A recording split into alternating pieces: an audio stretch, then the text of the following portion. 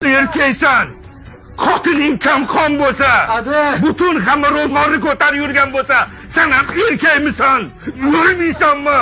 O'sha og'aylaringdan bir so'm so'rasang berishmaydi.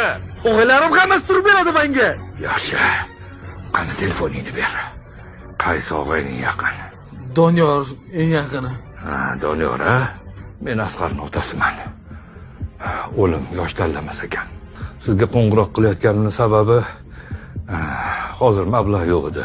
Agar pulim bo'lsa jonni berardim, lekin bunchalik ko'p pul so'rashingiz ham noto'g'ri, chunki o'g'lingiz bilan juda unchalik yaqin emasmiz.